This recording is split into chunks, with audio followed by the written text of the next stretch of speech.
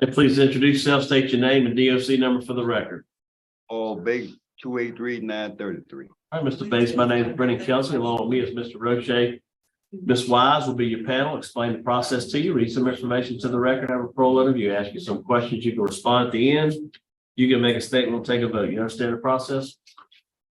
Yes, sir. And you have Ms. Amy Jean Houston, Rochelle Bates, Adrienne Hutchinson, Andrew Hunley, and you have Mr. Lancaster. Would you like to introduce your student? Yes, Mr. Kelsey. Robert Lancaster with the LSU Parole and Reentry Clinic here today representing Mr. Bates. With me is Charlize Walter. She is a second-year student at the Law Center. She has worked with Mr. Bates to prepare him for the hearing today and help prepare the packet that was submitted to the committee. She's not certified under Louisiana Supreme Court Rule 20, but she is prepared to make a statement in support of Mr. Bates' behalf at the conclusion of the hearing if the committee deems it appropriate. All right, thank you. Okay. All right, Mr. Bates, call base DOC number 283-933. You're a second class offender, parole eligibility date 4/27/2023. Good time 7/1/2042, full term 12/26/2092. You have 90-year sentence. Commutation of sentence signed by Governor Edwards on 4/27/2023, second degree murder. Does that sound correct? Yes, sir. All right, would you answer Ms. Wise, please? Yes, sir. Good morning. Morning, ma'am. How's it going? Going good, ma'am. Going Little good. nervous. Little nervous. Yep. You've been here before. Yes, ma'am. Got some experience. Mr. Bates, tell us what you've been doing since your clemency hearing. What's been going on? Well, all the classes I went through, I'm still trying to maintain everything that I learned from there. When I work at death row, Stop you there. That is so powerful. You've been spending time trying to maintain what you learn in the classes. yes, ma'am. That's good. It's good. I don't think I ever heard that before. Good. I tell you. Okay, I'm sorry. Go on. And I work at death row at night, and I have a lot of relationships with the guys over there, and I understand what they're going through, and I try to encourage them to never give up, because you never know what happens. And I try to just still I work with a lot of the old guys inside the camp at Camp F. I still do their toes. I kind of manicure their toes because they can't reach it. So I have to go down and get it for them, Yes, ma'am. That's quite a humbling job. So call out for the record how old you are today. I'm 61, ma'am. And how long you served in jail on this sentence? In December this year, it'd be 30 years. 30 years in December. Your crime was quite concerning. You know that. Yes, ma'am. But from what I've read, your family has forgiven you.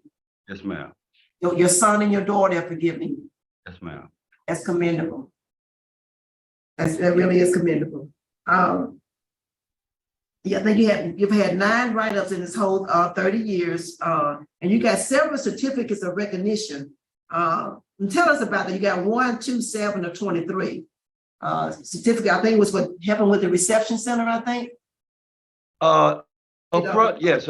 They had us going up there.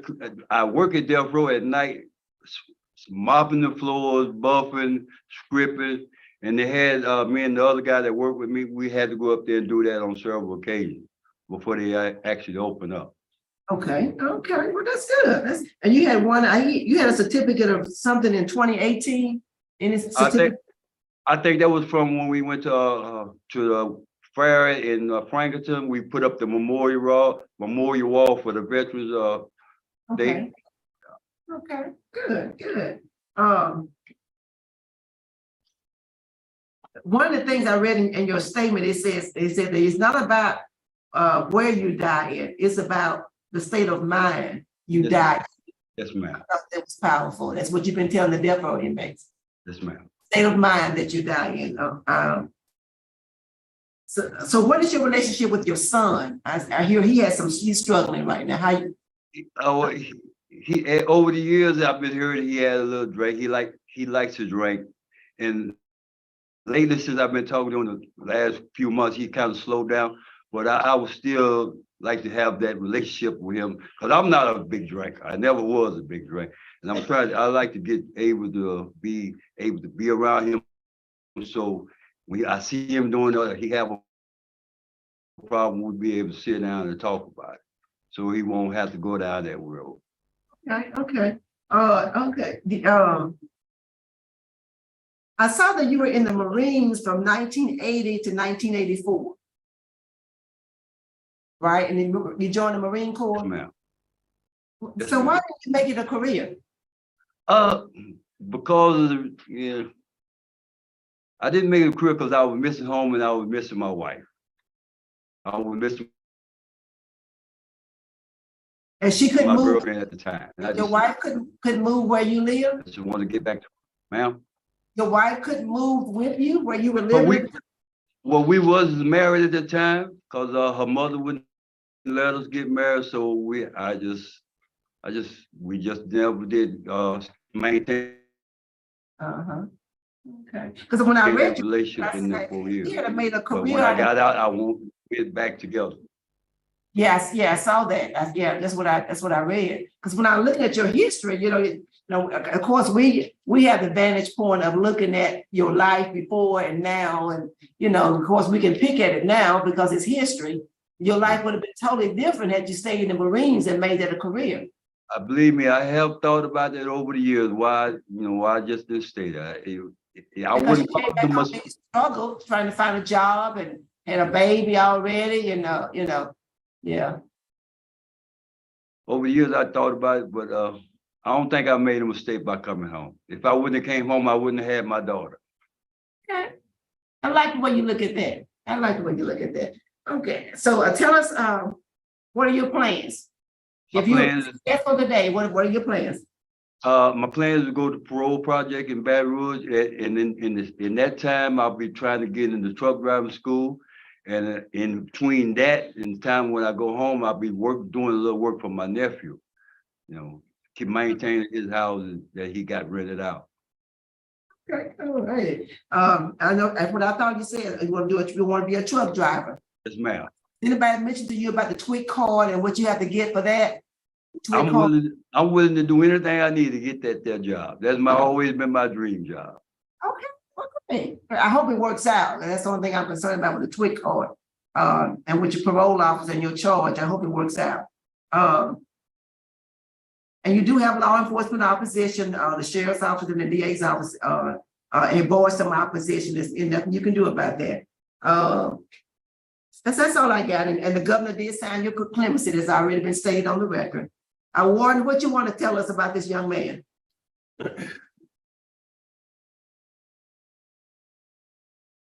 He has maintained his Class A trustee status going back to from 2009. He temporarily lost it in 14, regained it after several months. One thing about Paul, looking at his background, is that we've had to move him from time to time in his job for institutional need, and he has taken on those tests. I will say that from 2015 to 2019, he worked cleaning grease traps for 4 years. That is not a highly sought after job at any institution, but he did it for 4 years. We've seen other guys that do it for a lot less time than that and will sometimes catch a write-up to get out of that job. So it speaks to Paul. Thank you. All right, Andrew. Andrew Hunley, Louisiana Parole Project, here today to commit to the board that Paul is a client of ours, and we look forward to welcoming him into our residential reentry program. Not only do we have confidence that Paul will do a phenomenal job with his reentry. He's obviously a very thoughtful, mature person, very driven person. But we think that he's the kind of person that the board releases, and then he has a positive impact on other people who've been released. He's the kind of person who's a mentor and a good example for other people around him, just knowing who he has been and how other people view him. So we're excited about the opportunity to help him rebuild his life, and we know that he's not only going to do a good job, but he would impact others if given that chance. Thank you. All right, thank you.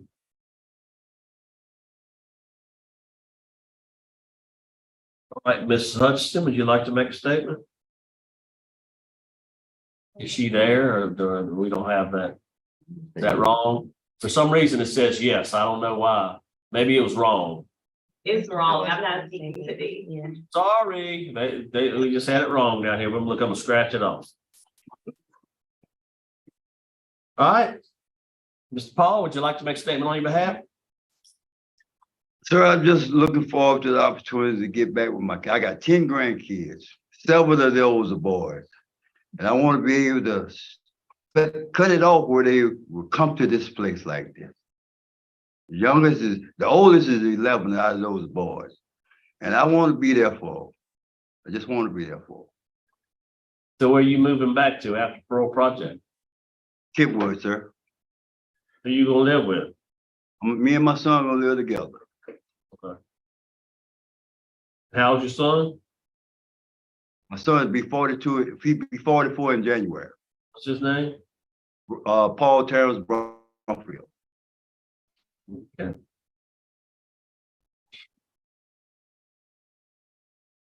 All right, Ms. Walters, would you like to wrap it up? Yes, sir. I want to first thank the board for allowing me to be present and speak on behalf of Mr. Paul Bates. I think that he is his best advocate when it comes to speaking on all of the things that he has done. I do want to highlight his job. I do think that it's a big deal that he's working at the death row and has been able to encourage emotional awareness. He's very understanding of his boundaries when it comes to his emotional capacity. And I think that's very important, especially when it comes to if he's granted parole, being released and things like that, to be aware of what his limits are. I do also want to highlight that his end goal, his dream has always been a truck driver. Parole Project is willing to help him ensure that he has the foundation needed to pursue that dream, but his family will also be there to support him throughout that process as well. So I think that basically Mr. Bates has really been proven since the past 30 years to not only become more self-aware, but also aware of how his emotions and how his role impacts those around him. So if he is granted parole, he will transition to first the Parole Project, then Kentwood, where he will be surrounded by family and friends. They are the great, I think they offer so much support. They'll be loving, they're willing to take care of him in any aspect that they can. But after that, he will try to achieve his goal of being getting a CDL. And for those reasons and the reasons that Mr. Bates offered in the hearing, we respectfully request that he be granted parole with any conditions the committee deems appropriate. Thank you. Right, thank you.